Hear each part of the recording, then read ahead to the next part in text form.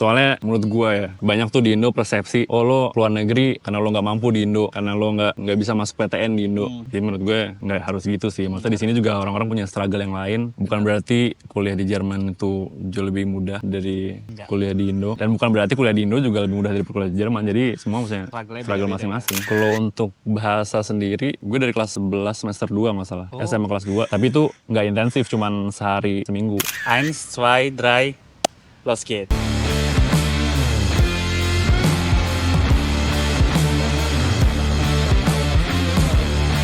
Ist dein Name?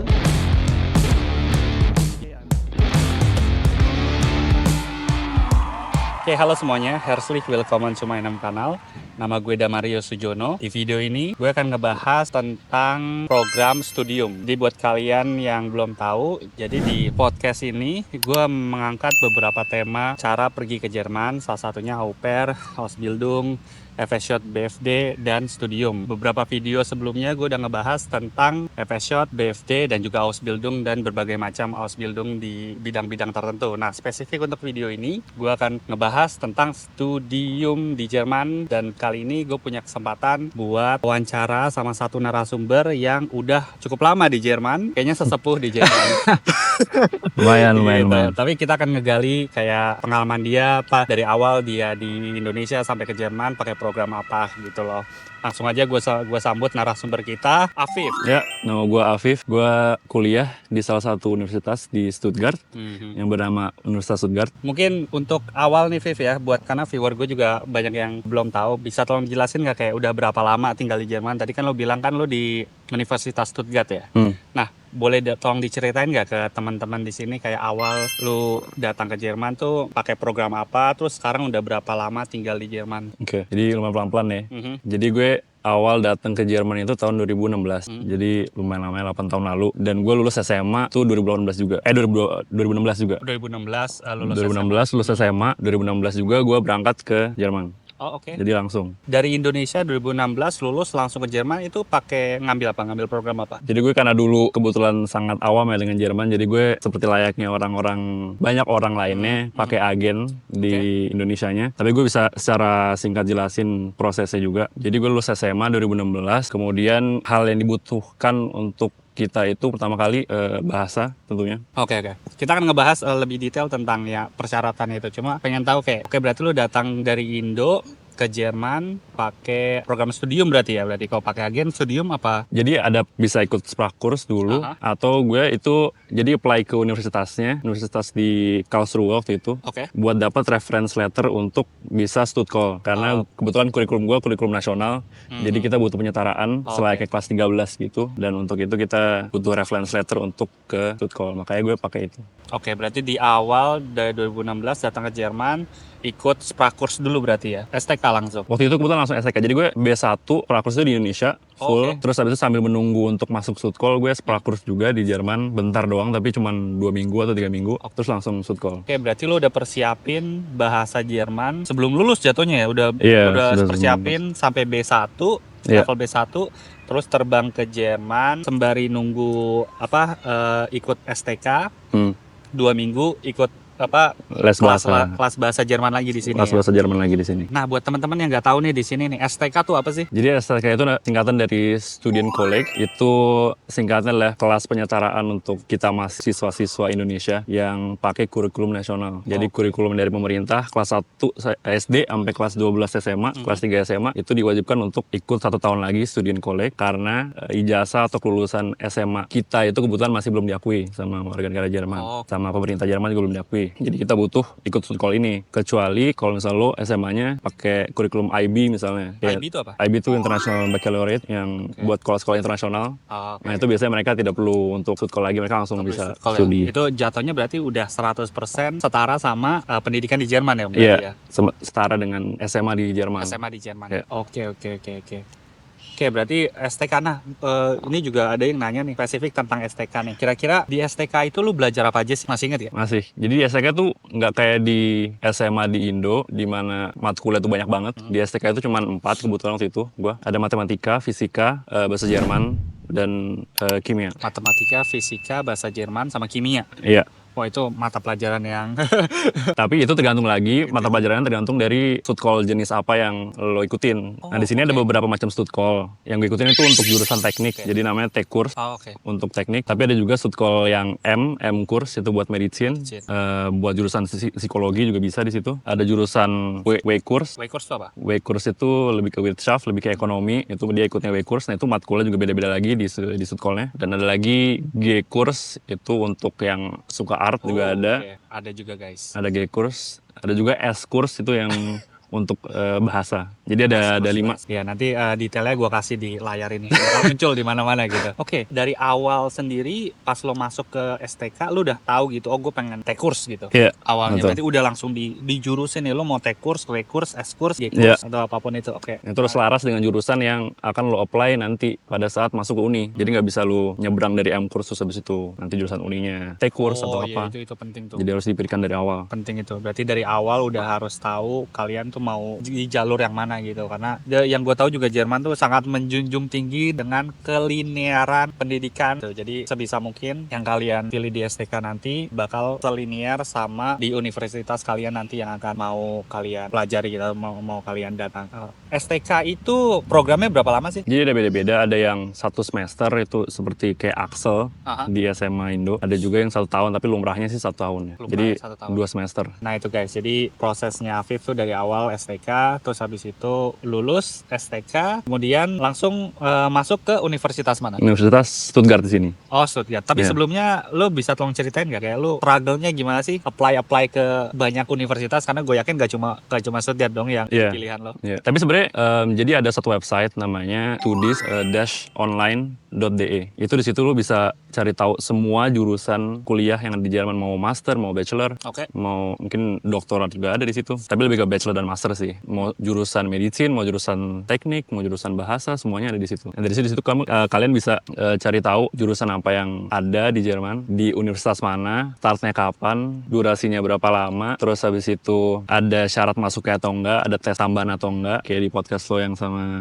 Las bahas tentang NC, di numerus clausus itu juga ada di situ. Jadi gue lebih ke list jurusan gue yang mau apa. Waktu itu kebetulan gue maunya otomotif, jadi gue search otomotif, Fahrzeugtechnik itu bahasa Jermannya. Apa? Fahrzeugtechnik. Fahrzeugtechnik. Jadi gue search di situ, terus muncul semua universitas di Jerman yang ada jurusan Fahrzeugtechnik ini. Salah satunya Stuttgart, jadi gue apply ke Stuttgart juga. Nah, ketika lo apply ke Universitas Stuttgart, kira-kira apa aja sih persyaratan umum untuk apply ke universitas di Jerman? Syarat umumnya tuh sebenarnya lumayan simple ya. Sama kayak sebelum gue apply ke uni, buat apply Stuttcall itu syaratnya adalah ijazah SMA. SMA di Indo. Di Indo, ijazah SMA di Indo, kelas 12. Terus SKHUN, gue nggak tahu sekarang namanya apa, tapi itu surat tanda kelulusan UN. Ujian nasional, oke. Yang dimana di situ ada nilai UN lo dan rapor kelas 12 semester 1 dan 2. Jadi 3 itu sebenarnya yang penting, dan 3 itu harus difotokopi, legalisir oleh sekolah, dan harus diterjemahkan oleh terjemah. Tersumpah. Oke, ini menarik nih. Oke, jadi yang tadi lo bilang SKHUN, terus rapor Kelas 12. sama satu lagi itu Ijazah. ijazah ya. Dan ini tuh harus ditranslate di penerjemah tersumpah, namanya Anerkennung. Iya, Anerkennung. Perlu dibeglau bigung nggak? Perlu ditempel? Iya betul, perlu ditempel. Sama, iya jadi ada video spesifik gue ngebahas tentang Anerkennung, kalian bisa cek. Tapi intinya kalian udah kalau kalian punya 3 dokumen ini dan sudah terlegalisir dan tertranslate ke bahasa Jerman, terus itu syarat tuh kuliah, daftar kuliah di Jerman. Yeah. Ada lagi nggak kira-kira? Jadi dari sekolah emang cuma 3 itu, jadi dirangkap aja itu 3. Terus habis itu Gue udah lihat dari jauh tuh. gede banget. Parah ya? Oke, sorry. Jadi 3 itu dari sekolah, ijazah SKUN sama nilai raport kelas 12 semester 1 2. Terus ada bahasa juga, sertifikat bahasa.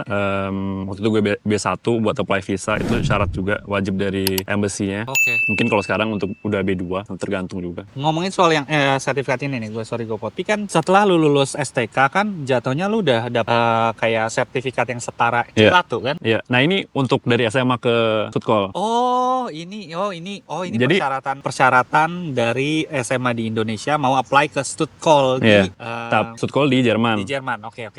Tapi si 3 ini dari sekolah ini dipakai juga buat apply ke uni. Jadi Oke. bedanya cuma di bahasa. Oke. Mungkin spesifik ke pertama mungkin yang Stuttgart dulu kali ya.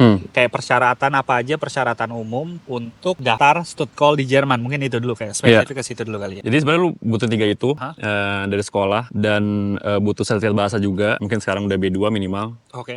Kalau gue dulu B1 masih. Dan sisanya ya foto, pas foto apa motivation schreiben kalau buat ke Stuttgart nggak perlu sih. Oke. Buat Stuttgart nggak perlu, mungkin buat ke kedutaan perlu ya motivation letter dan CV. Tapi anak SMA juga ya udah CV-nya SMA doang ya. Iya sih, sisa sih. Tapi motivation letter mungkin membantu di embassy. Oke. Tapi ya udah buat daftar Stuttgart, jadi ada tes masuknya. Oke. Mau di Stuttgart manapun di Jerman ada tes masuknya. Nah, habis tes masuk itu setelah kita apply ke Stuttgart, habis tes masuk baru bisa masuk ke Stuttgart. Gue juga sempat baca, correct me if I'm wrong ya, butuh surat rekomendasi nggak dari sekolah? Kalau dari gue sendiri sih gue nggak pernah make sih Nggak surat pernah make rekomendasi. ya? Oke. Cuman itu aja yang tadi official dari sekolah 3 itu. Oke, paham. Oke, jadi itu persyaratan untuk daftar Stuttgart di Jerman. Nah, sekarang kita masuk ke syarat umum daftar kuliah di Jerman, universitas. Jadi udah Stuttgart, udah selesai, dapat 1 ijazah tambahan dari Stuttgart. Nah ini ijazah yang kita bakal pakai untuk daftar ke uni. Nama ijazah itu apa?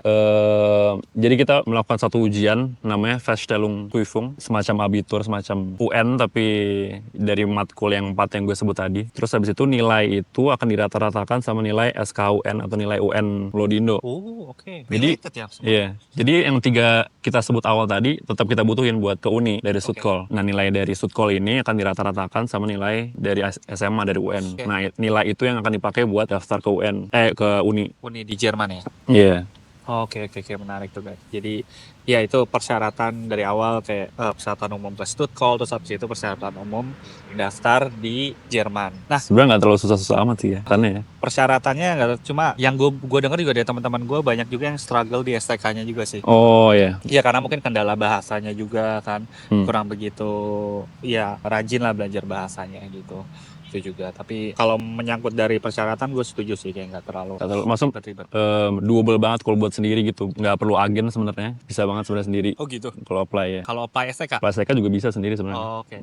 Nah ini gue langsung lanjut ke pertanyaan gue selanjutnya nih. Bisa nggak sih orang dari Indonesia itu mendaftar directly ke universitas di Jerman? Kalau bisa, gimana sih cara daftarnya? Sebenarnya bisa-bisa aja kalian langsung daftar ke uni. Kayak misalnya gue itu waktu itu untuk ke Stuttgart gue daftar ke Universitas di Karlsruhe, Oke. daftar langsung ke uninya. Lu dari Indonesia tuh? Dari Indonesia ya, Oh oke. daftar langsung ke uninya, tapi uninya tetap bakal merujuk kalian ke Stuttgart. Jadi lo dapet reference letter dari uni lah. Oh daftar. Lo harus daftar ke Stuttgart. Oke. Intinya lu nggak bisa nge-skip, nge-jump langsung ke universitas gitu, berarti maksudnya direferensiin ke STK dulu gitu ya buat Iya, tapi dari surat referensi itu lo dapat undangan untuk tes masuk di STK. Oke. Karena untuk dapat undangannya nggak semua orang bisa langsung dapat gitu. Oke. Jadi tergantung dari kita apply-nya. Nggak segampang itu ya. Kayak kalau nilai lo 10 sih gampang, tapi gue kebetulan enggak. Tapi alhamdulillah. Oke. Menarik. Nah, perlu nggak sih belajar bahasa Jerman sebelum mendaftar kuliah atau mendaftar STK? Menurut gue perlu banget sih. Oke. Jadi yang kayak gue bilang tadi, gue datang ke sini B1. Itu gue ngerasa di Indo kayak, oh ya gue bisa nih bahasa Jerman, udah bisa conversation, udah bisa apa sama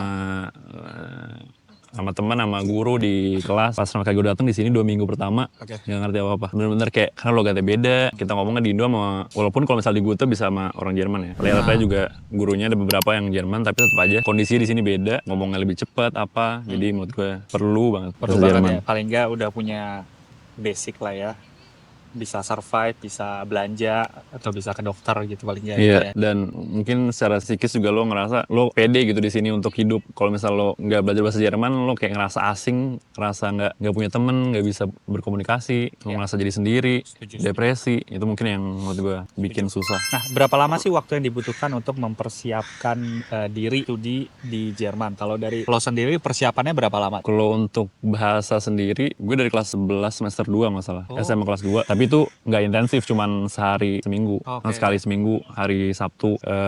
Tapi kalau misalnya intensif, menurut gue bisa 6 bulan sih. 6 bulan tuh mungkin minimal. Misalnya lo dari nol, SMA semester 2, kelas 12, lo decide untuk yaudah nih ke Jerman.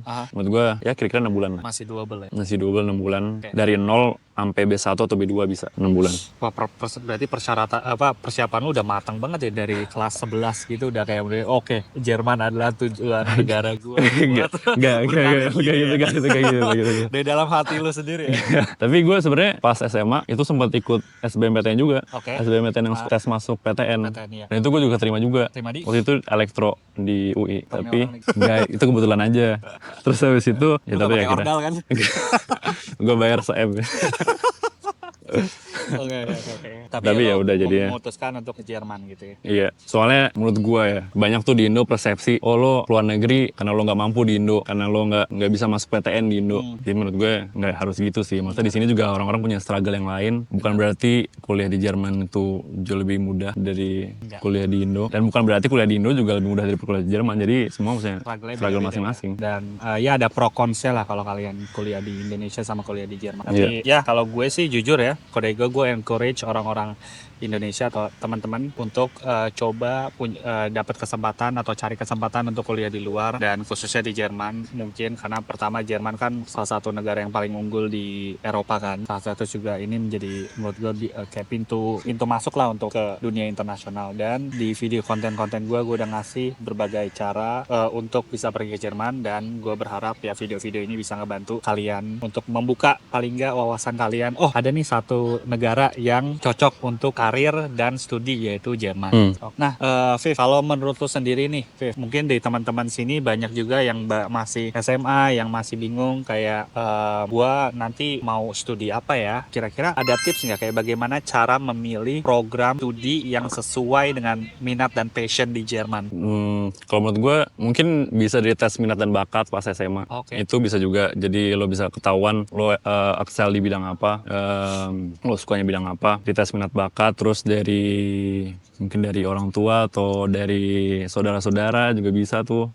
Pengalaman mereka bisa dicari juga, atau kalau misalnya sekarang dari LinkedIn juga bisa sebenarnya. Oh, dari LinkedIn gimana tuh maksudnya? Dari kita lihat orang secara historinya dia pengalaman karir di mana, terus habis itu di negara mana, bisa kita add, bisa kita tanya-tanya. Itu mungkin agak jauh tapi jujur gua kenal LinkedIn tuh baru kayak akhir-akhir kuliah gua kayak S1 baru gua kayak gua buka LinkedIn lah. Tapi bener sih kata lu sih, karena LinkedIn tuh sosial media jatuhnya tapi lebih yang profesional. Dan untuk kalian yang ibaratnya masih SMA atau yang mungkin yang sudah lulus bingung mau kuliah jurusan apa nih atau mau ngambil program studi apa di Jerman, mungkin salah satunya benar kata lu tadi, ngelihat profil orang yang udah mungkin bekerja di bidang apa, terus dia background edukasinya apa gitu ya. Iya, maksudnya buat ngeliat di luar lingkungan keluarga, buat lihat di luar lingkungan pertemanan, itu menurut gue cara yang bagus juga sih. Kalau ngeliat di Bumble atau Tinder jangan gitu dong. Kalau itu susah. Oke. Alright, kembali ke topik. Jadi yang ke universitas itu kan ada yang gue baca nih, ada macam-macam perbedaan nih antara universitas, Hochschule dan Fachhochschule. Nah, kira-kira lo bisa jelasin nggak ke viewers ini bedanya universitas, Fachhochschule dan Hochschule di Jerman? Kalau yang gue ngerti ya, jadi Hochschule itu sebenarnya term atasan dari universitas sama Fachhochschule. Jadi Hochschule itu kayak jenjang lanjutan dari SMA aja, jadi namanya Hochschule. Jenjang lanjutan dari SMA, oke?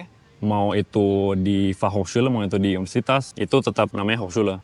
Kayak Universitas Stuttgart itu kan awalnya namanya bukan University of Stuttgart, tapi Technische Hochschule Stuttgart. Technische Hochschule Stuttgart. Walaupun itu universitas. Nah, untuk beda universitas sama Fachhochschule sendiri, kalau misalnya universitas itu lebih dititik beratkan kepada teori dan kurang prakteknya menurut gue ya. Kalau jadi di universitas. Okay. Jadi beratkan ke teori dan ya pengembangan teori. Kalau misalnya di Fachhochschule itu lebih dipersiapkan untuk dunia kerja. Maksud lo lebih banyak prakteknya? Lebih banyak prakteknya. Jadi kalau untuk jenjang akademik yang buat orang-orang yang tertarik untuk menjadi doktor atau menjadi researcher, itu lebih cocok di Uni ya? Iya. Untuk orang yang lebih ke dunia industri, lebih ke kerja, itu lebih cocok ke Fachhochschule sih menurut gua. Ketika lu bilang Fachhochschule itu lebih banyak prakteknya, Apa bedanya sama Ausbildung? Ausbildung kan juga prakteknya juga banyak juga. Bisa juga sih ya. Iya. Cuman mungkin dari ke matkul. Masalah gue kurang mendalami Ausbildung Iya, ya. Jadi iya, gue iya, gua benar. nggak gua nggak tahu Iya. matkul yang ada di Ausbildung itu apa. Aha. Tapi kalau misalnya Eva mungkin yang ditawarkan dari matkulnya itu setara dengan Uni. Jadi tipe-tipe matkulnya misalnya kalkulus itu ada juga di Eva, Oke. kalkulus ada juga di Uni. Tapi dititik beratkan di praktek atau di teori aja sih itu. Oke, Tapi oke. matkulnya Hampir kurang sama lebih ya. sama. Hampir sama Yang Universal ditawarkan itu. misalnya termodinamika atau apa Iya. itu ada di Fachhochschule dan Oke. Uni. Ya, itu guys. Jadi perbedaan antara Universitas Hochschule dan Fachhochschule. Yang gue baca juga di sumber-sumber, jadi universitas itu lebih fokus pada penelitian yang lo bilang tadi dan teori, cocok untuk yang ingin melakukan PhD, PhD lagi. PhD, lapar gue. Atau nah, kalau yang Fachhochschule itu lebih aplikatif dan praktis dan cocok untuk langsung terjun ke dunia kerja. Nah, Viv, apakah ada program studi nih di Jerman yang menggunakan bahasa Inggris? S1 deh, S1. S1, kalau master kan banyak ya lumayan. Iya. Nah ini tadinya gue nggak tahu kalau misalnya ada yang bahasa Inggris, tapi setelah gue cek lagi di website studies online tadi, ada lumayan banyak juga kampus-kampus yang menawarkan S1 dengan bahasa Inggris. Cuman gue kurang tahu syaratnya gimana, tapi tentunya ada juga yang bisa bahasa Inggris. Oke, benar. Berarti sekarang jadi mungkin kayak lebih modern sih. Yang dulu mungkin option buat studi bahasa Inggris mungkin lebih sedikit dibandingkan sekarang gitu. Sekarang kayak lebih banyak dan universitas-universitas juga udah mulai ngebuka program-program pakai bahasa Inggris gitu.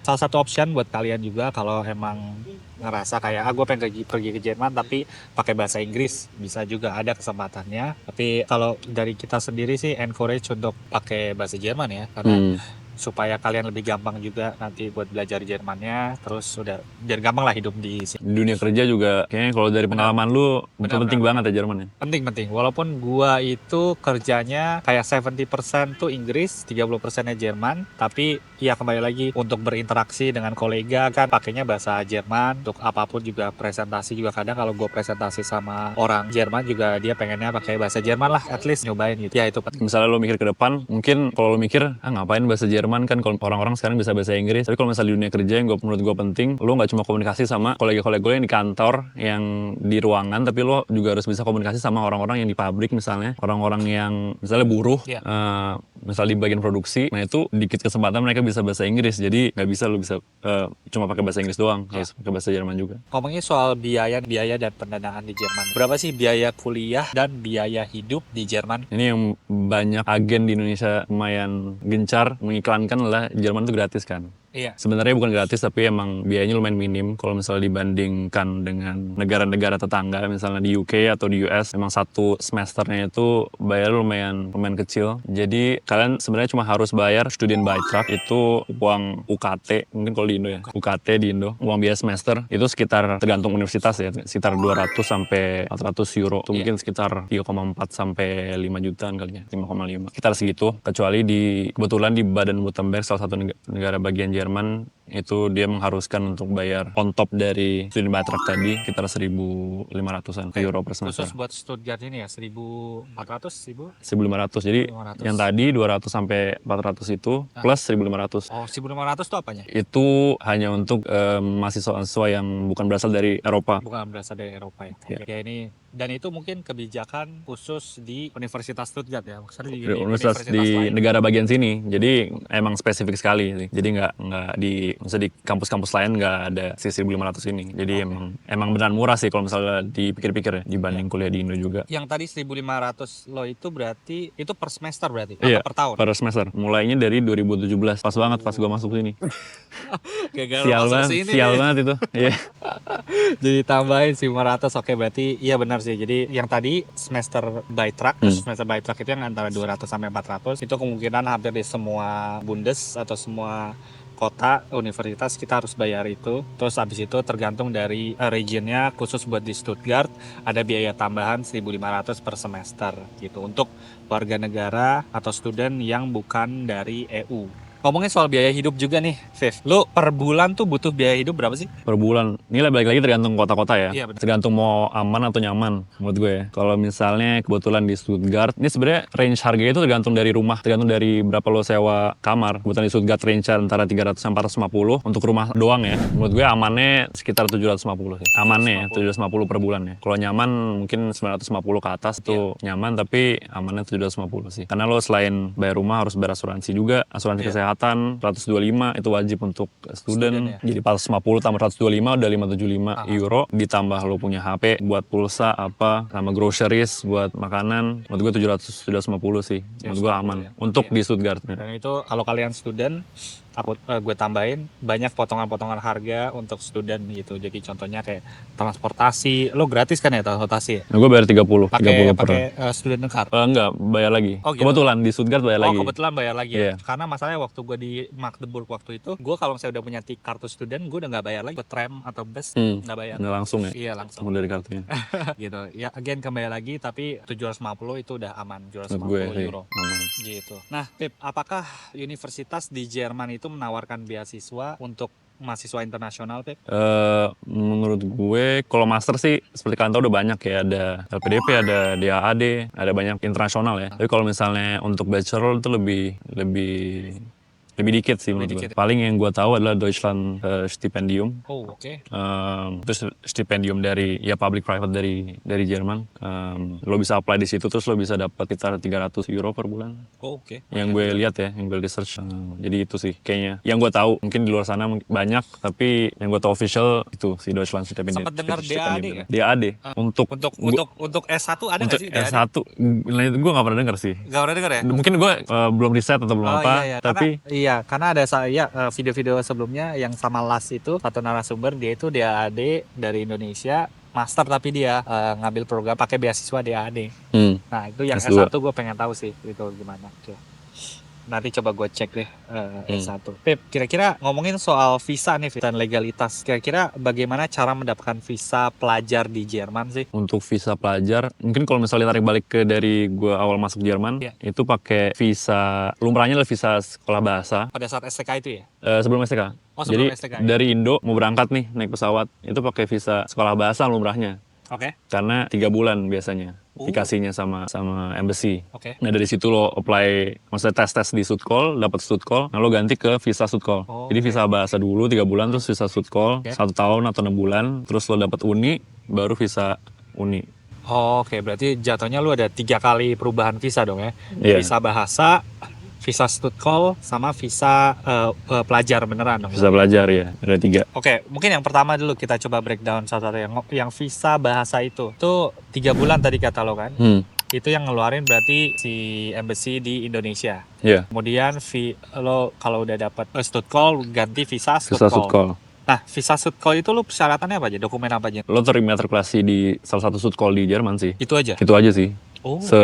Seingat gua. Oke, dan setelah itu lo Dan ya misalnya Sperkonto atau uang Sperkonto. Oh iya, uang itu di bank kayak semacam block account ya? block account itu juga harus Oke, berarti yang visa visa Stuttgart itu berarti pertama block account kalau nggak salah. itu dari Indo juga sebenarnya udah ada dari visa dari embassy itu udah diharuskan punya block account sama asuransi kesehatan, deposit lah istilahnya, deposit uang. Mungkin gue lebih pengen fokus ke yang mengganti ke visa pelajarnya itu sih di universitas itu. Dokumen-dokumen yang dibutuhkan sama kantor imigrasi itu apa aja? Balik lagi kayak kalau misalnya untuk ganti ke visa pelajar, lo cuma butuh si Immatrikulation Bescheinigung ini, si surat imatrikulasi bahwa lo tuh udah terdaftar di satu universitas. Oke. Nah sisanya seperti block account tadi, itu tergantung dari imigrasi sekitar. Oke. Tapi intinya sih emang si surat imatrikulasi ini dari universitas, itu yang paling penting. Ya. Oke, pertama mungkin visa pelajar itu durasinya berapa lama sih yang lo dapat pertama? Visa pelajar itu balik lagi tergantung ke imigrasi sekitar juga. Di Stuttgart ini kasihnya kebetulan setahun. Jadi setiap setahun lo harus balik lagi ke imigrasi untuk perpanjang. Tapi di kota lain lagi-lagi beda. Maksudnya ada yang dikasih 2 tahun, ada yang dikasih 3 tahun, 4 tahun, 5 tahun. Tergantung dari kotanya dan mood kantor imigrasinya. Betul. Mood pekerja ini ya. Di counternya. Dia kadang mau kasih setahun 2 tahun, tapi ya itu again beda-beda setiap kota. Nah, Bagaimana sih cara perpanjang visa pelajar di Jerman? Perpanjangannya juga sebenarnya mudah, cuman lo buktiin lagi lo masih immatrikulasi Oke. di universitas, sama lo punya dana yang cukup untuk hidup blok tahun lagi tadi. Blok account ya tadi. Iya, cuman itu sih, cuman 2 itu. Ngomongin soal persiapan bahasa nih, Fit. Apa aja sih tes bahasa Jerman yang diakui di Jerman? Yang diakui di Jerman, kalau untuk masuk universitas Iya. atau studi itu minimal start dengan C1. Iya. Yang gue tahu. Nah, ujian dari Sudkol ini itu udah sama rata dengan C1, jadi makanya kita bisa pakai sertifikat dari Sudkol untuk apply ke uni. Tapi selain itu bisa juga kita pakai tes DAF, Tes DAF. Deutsch als Fremdsprache. Aha, benar. Bisa juga pakai, kadang beberapa uni nerima TELK, Iya. TELK C1. Nah, GUTE juga sebenarnya banyak diterima, cuman yang gue baca harus C2 biasanya. Oh. Kalau untuk GUTE ya. Ini gue nggak tahu sih yang ini. Iya. Oke, beda gitu. Iya. Tahu. Dulu setahu gue GUTE nggak diakui nih, C1-nya. Oke. Setahu gue. Padahal Guto yang paling Iya. familiar di Indonesia. Iya, paling familiar ya. Iya. Sedangkan kalau C2 diakui. Jadi untuk ngikut jalur GUTE mungkin harus lebih belajar lagi menurut gue. Wow. Tapi tes DAF udah lumayan ini sih, udah lumayan merangkum semuanya. Jadi kalau lo udah tes DAF udah aman lah. Ya, so kalau misalnya kalian udah lulus STK di Jerman, technically kalian sudah setara dengan C1. Itu juga yang gue baca sih, yang gue lihat dari sumber-sumber. Jadi ada tes DAF, DSH, Oh iya benar desa. terus Gute sertifikat. Ini gue bilangnya C1 sih, tapi mungkin ya benar sih C2. TELK juga, TELK C1 gitu. Itu tes-tes yang diterima atau diakui di Jerman. Misalnya kayak desa tadi di Stuttgart nggak diakuin, maksudnya nggak boleh sama sekali pakai tes desa, tapi tes DAF bisa. Tapi di Munchen Aha. gue dengar bisa pakai desa. Jadi balik lagi beda universitas beda syarat sih. Iya. Cuman kalau tes DAF sih kayaknya paling oke sih itu. Ngomongin soal akomodasi dan tempat tinggal di Jerman nih, Pip, nih. Karena ini pertanyaan yang menurut gue penting juga. Bagaimana cara mencari tempat tinggal di Jerman? Cara mencari tempat tinggal, kalau misalnya untuk student paling gampangnya cari di asrama kampus sih. Ini paling mudah dan paling murah, dan biasanya lokasinya juga dekat kampus. Benar. Kalau kota besar mungkin agak jauh, tapi biasanya dekat kampus. Nah itu biasanya ada organisasi khusus untuk asrama itu, lo bisa langsung kontak, langsung bisa daftar. Nanti lo bisa dapat kamar dari situ. Bisa daftar doang. Tapi dapatnya sih nggak tahu ya, waiting list. Iya benar-benar. Waiting listnya kadang Iya. karena banyak yang mau juga kan, Iya. karena emang relatif lebih terjangkau dan murah. Cara lainnya yang ngekos kayak di Indo, maksudnya enggak. Kalau di kampus-kampus di Indo kan juga ada tuh asrama Iya. yang memang lebih murah, tapi jalan lainnya ya ngekos dari kamar-kamar yang ditawarkan di bursa Benar. ini. Kira-kira lo tahu nggak website buat nyari tempat tinggal di Jerman? Kalau yang gue pakai sih biasanya WG Gesuch, Immobilien Scout juga, Immobilien Scout 24. Biasanya kalau misalnya gue mau cari penerus dari tetangga gue juga diiklanin di situ. Oke. Dari WG Gesuch sama Immobilien Scout. Kedua itu sih yang paling, mungkin Facebook atau enggak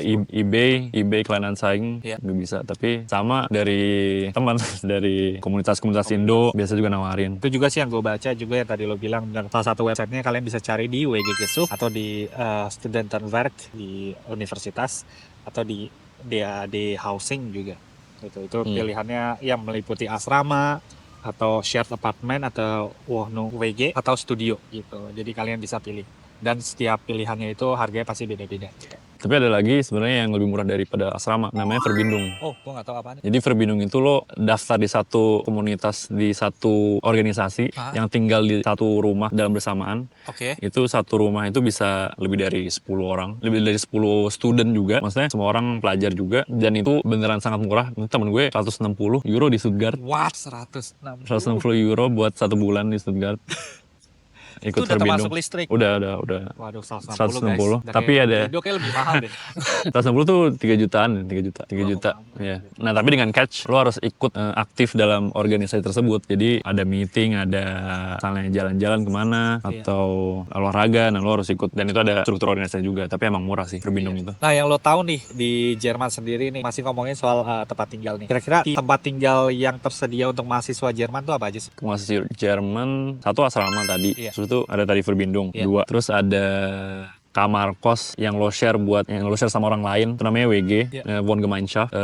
Kayak gue sendiri tinggal di Wohngemeinschaft bertiga, jadi gue sama roommate gue bertiga sewa dalam satu apartemen. Beda-beda kamar kan tapi? Beda, iya dong, ya. Susah dong kalau satu kamar dong. Oke. Terus iya ada 3 itu, sama terakhir mungkin ya apartemen yang lo sewa sendiri, jadi yang isinya udah ada dapur, kamar mandi, Iya. tapi jelas lebih mahal. Jelas lebih mahal ya. Iya. Tergantung dari ya kebutuhan kalian nyamannya di mana, karena masing-masing orang kadang juga ada yang nggak nyaman sama ya share kitchen, share Ini kamar bathroom, mandi. Pip, kan lu udah total udah berapa lo? 7 tahun ya? sekitar berapa tahun? 8. 8 ya, 8 Ya. tahunan ya di Jerman ya. Nah, gue pengen tahu dong bagaimana sih kultur dan kehidupan sehari-hari di Jerman gitu. Kultur dan kehidupan. Iya. Lagi-lagi tergantung orang ya, Ah. tergantung orang pribadi masing-masing. Iya. Kalau lu ngeliatnya gimana? Ini dalam aspek apa nih, dalam konteks kultur? Lebih ke ini sih, kayak kehidupan, kayak orang Jerman tuh yang lo tahu tuh beda sama orang Indonesia tuh apa sih dari segi pemikiran, dari segi habit gitu. Oh, dari segi situ. Iya. Jadi yang lumayan ketara kalau misalnya kita di Indo itu melihat sebuah aktivitas atau kemewahan, mungkin jalan ke mall. Iya. Maksudnya itu salah satu habit yang orang Indo lumayan cukup suka dan lumayan cukup enjoy.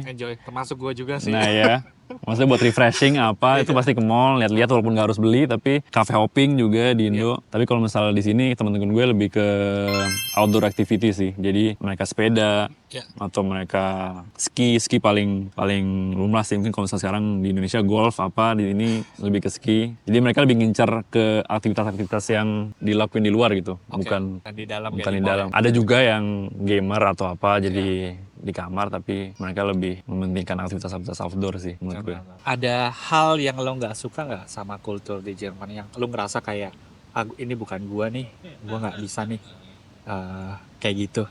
Kira-kira ada nggak? Oh, kalau gue pribadi ya, Iya. gue pernah waktu itu lagi di suatu event lomba lah kayak gitu. Terus tuh gue pengen mandi, terus gue datang kamar mandinya nggak ada sekatnya anjir. Itu gue nggak bisa banget sih. Maksudnya ya nggak apa-apa cowok bareng-bareng, maksudnya nggak ada cewek juga, tapi nggak ada sekatnya gue nggak bisa sih. Nggak bisa ya? Nggak bisa. Itu gue awal datang ke Jerman juga sih. Kayak, aduh, apalagi gue kan ke gym kan. Iya. Gue bisa nge-gym tuh pas udah gue pengen mandi. Lah, ini kenapa luas ya? Makanya ya space ada sih, cuman nggak usah sebanyak itu. Iya. Gue langsung muter balik sih, nggak jadi gue mandi. Oke. Pip, ngomongin soal ini Pip, kerja sampingan ya Pip, karena di Eropa kan khususnya di Jerman juga, ya ibaratnya penting juga sih kalau kita pengen travel kan, kita biasanya kan nyari uangnya kan lewat pekerjaan sampingan kan kalau kita masih student. Kira-kira mahasiswa internasional nih yang di Jerman nih bisa nggak sih kerja part time di Jerman? Kalau iya bisa, bagaimana cara apply-nya sih? Jadi mahasiswa di Jerman itu untuk dari visa yang lo dapat dari visa pelajar itu lo dibolehkan untuk bekerja selama 140 hari full time selama setahun. 140 hari full time. Ya, itu mungkin kalau misal dihitung sekitar 6-7 bulan full time. Tapi kalau misal part time lo bisa ya 2 kalinya maksudnya 280 berarti. Jadi sebenarnya bisa sepanjang tahun lo bekerja part time. Iya. Bisa sih. Mungkin buat viewer juga nggak tahu nih bedanya full time sama part time tuh in terms of jam kerjanya tuh per minggu tuh berapa? Lo tau nggak perbedaannya? Kalau misalnya full time itu range antara 35 sampai 40 normalnya per minggu. Kalau misalnya part time maksimal 20 jam per minggu. Jadi kalau misalnya udah lebih dari 20 jam itu udah termasuk kategori full time. Jadi kalau lo mau bekerja selama sepanjang tahun ya lo harus ngikutin maksimal 20 jam per minggu itu. Terus cara apply-nya gimana? Cara apply-nya dari pengalaman gue lebih ke langsung ke company-nya sih, langsung website-nya. Mungkin beberapa juga ada di LinkedIn, beberapa di Stepstone atau apa. Tapi lebih lumrahnya sih antara dari company-nya langsung. Ini buat pekerjaan part time yang mungkin di industri ya. Di company industri itu langsung dari company-nya langsung apply, atau dari teman juga bisa rekomendasi dari teman. Tapi untuk kalau misalnya pekerjaan part time yang lain seperti kayak misalnya barista atau di restoran itu lebih ke biasa ini sih ada verbumnya, ada. Iya, ada iklannya gitulah. Dicari apa. Atau kalau datang langsung aja kayak gua mau ada lowongan kosong nggak? Gitu. Biasanya ya banyak sih beberapa yang ngebuka gitu. Nah, menurut lo Pip, apa aja sih jenis-jenis pekerjaan part time yang populer di Jerman? Yang populer di Jerman. Jadi kalau untuk student paling gampangnya, bukan berarti gampang untuk dapetinnya ya, tapi paling lumrahnya di kampus itu ada pekerjaan kayak ASDOS kayak di Indo, asisten dosen. Pekerjaan mini part time, kebetulan ya benar Hiwi tadi. Terus habis itu ada juga pekerjaan yang di company di industri, hitungannya work student. Iya. Terus ada lagi pekerjaan mini job yang tadi di restoran, mau di bar atau mau di cuci piring. Iya, bakery atau di fast food restaurant. Ya, itu juga ada bisa. Iya itu sih yang menurut gue. Iya, gue dulu juga pernah sih waktu gue S1, master kan gue, S2-nya kebetulan gue agak longgar. Gue cuma nulis skripsi, gue habisin tuh sama kerja di restoran tuh. kerja di restoran jadi nyuci piring gitu. Gue bener-bener pijakan gue tuh kayak naiknya tuh jelas gitu. Jadi sebulan pertama tuh gue nyuci piring doang. Levelnya tuh cuci bawah. piring. Level kedua gue naik dipercayakan buat burger. Oh, Burger. mulai. Terus habis itu bulan ketiganya salad, Techen. Yang terakhir gue bener-bener masak gitu. Oh, salad berarti lebih susah dari burger ya? Iya, gue nggak tahu, pokoknya kayak gitulah, kayak gitu stationnya. Tapi kayak itu gue ngalamin sendiri part time di situ, pengalaman yang berharga sih menurut gue sih. Kerja apapun part time atau apapun kalian, supaya dapat kultur kerja di perusahaan Jerman tuh gimana sih, atau enggak di restoran Jerman kayak gimana sih. Kebetulan restoran gue tuh restoran tradisional makanan Jerman. Makan Jerman. Iya gitu. Jadi ya gue encourage sih buat kalian, kalau misalnya kalian udah di sini nggak cuma belajar, kalian coba explore, salah satunya part time gitu. Sembari kalian dapat uang juga buat kalian traveling mungkin, atau beli-beli barang sesuatu, bisa juga jadi pengalaman. Ya, tapi yang penting juga di sini bekerja di fast food restaurant atau di bakery itu nggak ada rasa malu ya. Jadi maksudnya bebas-bebas aja, nggak akan dipandang sebelah mata oleh teman lo juga, karena emang ya sama-sama hidup juga, sama-sama hidup di Jerman, sama-sama meniti dari let's say dari bawah gitu. Jadi kayak gitu, nggak ada kayak jenjang sosial gini, apalagi sama sesama orang Indonesia sih. Lebih ke di sini yang gue lihat orang-orang Indonesia itu lebih ke merangkul gitu sih. Kayak kalau misalnya lo punya masalah, ayo coba kita kayak ngebantu lah, open hand gitu loh. Iya. Segala macam gitu. Pip, pendidikan di Indonesia sama di Jerman nih, Pip. Kira-kira lo apa sih perbedaan sistem pendidikan di Indonesia sama di Jerman yang lo tahu? Kalau gue berbicara tentang universitas ya, yang jelas antara bedanya itu adalah sistem penilaiannya. Jadi kalau misalnya di Indo, kalau kalian dengar dari cerita kakak kalian atau teman-teman kalian, itu pasti nilainya itu nggak hanya dipetik dari ujian akhir, tapi dari tugas-tugas juga, dari kerja kelompok, dari midterm midterm test atau apa, dan semua itu digabung untuk jadi satu nilai matkul. Sementara kalau misalnya di sini, terutama di universitas, bukan di Fakultas mungkin gue kurang tahu, tapi nilainya memang cuma hanya diambil dari ujian akhir. Ujian akhir ya. Jadi ujian akhir itu menentukan lo lulus atau enggak. Kalau misalnya nggak lulus ya berarti semester depan. Itu sih menurut gue yang lumayan menyusahkan. Karena gue dengar dari bos gue juga, dia anaknya sempat Ausland semester, masa kuliah exchange di Spanyol. Di Spanyol bukan juga kayak gitu, kayak di Indonesia. Jadi nggak pinter gagal atau lulus gitu loh di akhir. Lo dibantu sama ujian-ujian pertengahan atau tugas-tugas atau presentasi. Menurut gue itu sangat membantu sih. Itu juga topik juga yang sempat gue jelasin ke beberapa orang murid-murid di Indonesia, bahwa sistem di Jerman itu lo nggak masalah lo nggak ikut kelas sampai akhir, lo cuma ikut ujian akhir nggak apa-apa, karena yang ditentukan adalah ujian akhirnya itu kalian lulus apa enggak. Kalau kalian lulus ya udah lulus, kalau kalian nggak lulus ya udah berarti kalian harus ngulang lagi. Iya benar, ngulang dari awal lagi. Terus juga yang gue research juga, pendidikan di Jerman tuh lebih independen dan berbasis riset. Sementara kalau mahasiswanya kayak dituntut buat lebih mandiri dalam belajar dan menyiapkan tugas mandiri, dalam artian ya udah kalian yang menentukan kalian mau ikut kelasnya atau enggak. Itu tergantung dari kalian. Kalian cuma mau ikut ujiannya, it's okay gitu. Tapi yang jelas, yang penting kalian harus lulus ujian akhir ya. Gitu. Iya. Dan memilih matkulnya juga tergantung kalian sendiri. Mau kalian nulis matkul yang ini semester ini atau semester depannya. Oh iya, itu penting. Itu kalian yang ngatur sendiri. Kecuali mungkin di semester awal ada matkul-matkul wajib yang harus kalian lulus di semester 2 atau semester 3. Tapi sisanya kalian bebas ngatur. Jadi mau semester 2 nulis ujian semester 5 juga bisa, nggak ada yang larang gitu. Iya. Dan itu penting buat kalian buat ngeplan. Oke, semester ini gue pengen ngambil matkul yang mana-mana, karena nggak disodorin nih tahun ini lo ngambil matkul ini ya, tahun depan mengambil matkul ini ya, nggak. Jadi kalian benar-benar inisiatif sendiri gitu, plan segala macam. Pip, mungkin lo belum sempat mention sih, lo S1-nya tadi apa jurusannya? Otomotif. Otomotif, nama lengkapnya apa? Kalau S1-nya Vehicle and Engine Technology. Vehicle. Ya. Iya, vehicle and engine technology. Oh, vehicle and engine technology. Oke, terus berarti buat viewer juga yang nggak tahu, dia sekarang udah S2.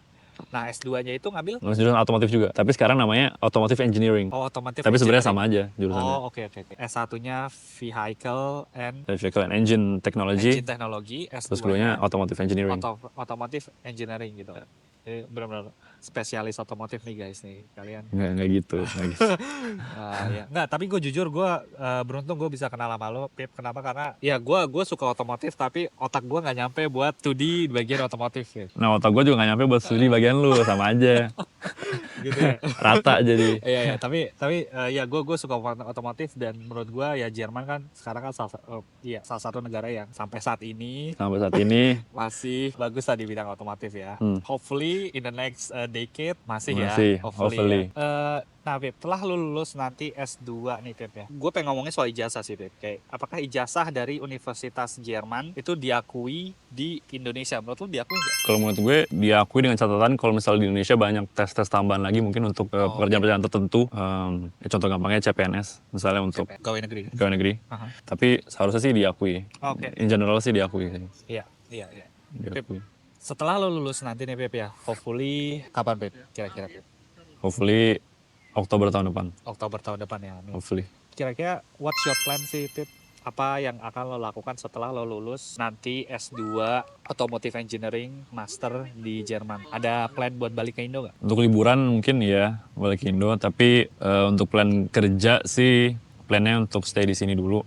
Ambil pengalaman di sini karena kalau lo bayangin lo udah kuliah sekian lama di negara asing, lo pasti juga pengen buat ngerasain kerja full time di negara tersebut gitu. Benar. Buat biar lo ngerasa studi lo tuh worth it dan nggak dibuang sia-sia aja. Jadi menurut gue beberapa tahun minimal 20 tahun gitu. Nggak 10 tahun minimal lah, 10 tahun minimal. Tergantung masa depannya gimana tapi ya. Amin. 10 tahun. Sip. Pip, mungkin ini pertanyaan gue yang terakhir Pip. Buat teman-teman viewer juga di sini yang pengen pergi ke Jerman, ikutin jalur lo, studium dan mau ambil otomotif, ya bidang otomotif lah kayak lo gitu. Kira-kira ada tips gak buat teman-teman di sini yang mau pergi ke Jerman untuk ambil studium? Mungkin kalau dari gue sendiri, pertama niat tentunya. Niat itu harus gede dan lo harus tahu lo mau ngapain di sini. Dan selama lo di sini nanti jangan lupa sama tujuan awal lo. Jangan lo tiba-tiba sibuk jalan-jalan atau sibuk sosialisasi, malah sibuk main. Padahal tujuan awalnya lo studi ke sini untuk dapat ijazah di sini. Menurut gue jangan lupa sih tujuan awal lo. Dan ya tadi niat, gigih juga harus. Maksudnya jangan pantang menyerah karena nggak semudah itu yang gue rasain. Jangan pantang menyerah. Iya sih. Kalau dari lo sendiri? Dari gue sendiri ya. Gak ada sepengalaman lo? Oke.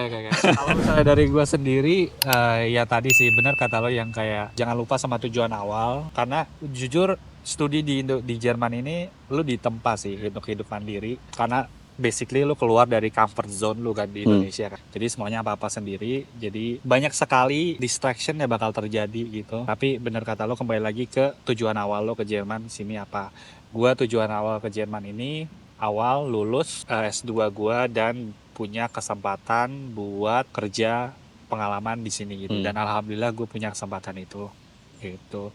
Terus juga jangan pernah berhenti belajar karena ya itu tadi contohnya bahasa, gue sampai sekarang juga masih belajar bahasa terus-terusan. Kayaknya it's never ending story. Gue juga masih belajar bahasa. Maksudnya It's kita semua story masih belajar juga pada intinya sih. Itu sih paling tipsnya. Terus banyakin wawasan, banyakin relasi, kenalan sama orang-orang baru dan ambil semua manfaat yang bisa kalian dapat dari orang tersebut. Itu sih paling. Tadi tanggung jawab kata Dio sih bagus sih, karena rasa tanggung jawab itu yang bikin lo ngerasa effort yang lo kasih itu ada hasilnya pada akhirnya. Kayak gue sendiri di sini sebenarnya takut dari awalnya, karena gue ngerasa dan banyak juga cerita-cerita orang yang gagal di Jerman, pulang abis dan nggak dapet apa-apa di sini, udah setengah jalan malah pulang. Nah, jadi gue dari awal tuh emang udah ada rasa tanggung jawab ini didasari dengan rasa ketakutan gue untuk tiba-tiba wah nggak bisa lanjut terus pulang. Terus mengecewakan orang tua. Nah itu sih, jadi gue ingat tujuan awal, rasa tanggung jawab, takut nggak apa-apa tapi jangan berlebihan dan ya fokus aja sih, jangan kemana-mana. Iya. Sip. Pip, terima kasih banyak lu udah nyempetin waktu di sini sharing ke teman-teman di Indonesia tentang ya basically pengalaman lo, gimana lo dari awal di Indonesia sampai ke Jerman. Gitu. Teman-teman, semoga kalian punya bisa mendapatkan satu hal atau beberapa hal yang bermanfaat dari video ini. Video dengan tema studium gitu. Kalau kalian suka video ini, jangan lupa klik like, komen, dan subscribe video ini supaya ngebantu channel gue untuk terus berkembang. Sekali lagi makasih Pip, udah waktunya dan vielen Dank und auf Wiedersehen. Ciao ciao. Oke, thank you. Uh, Alright.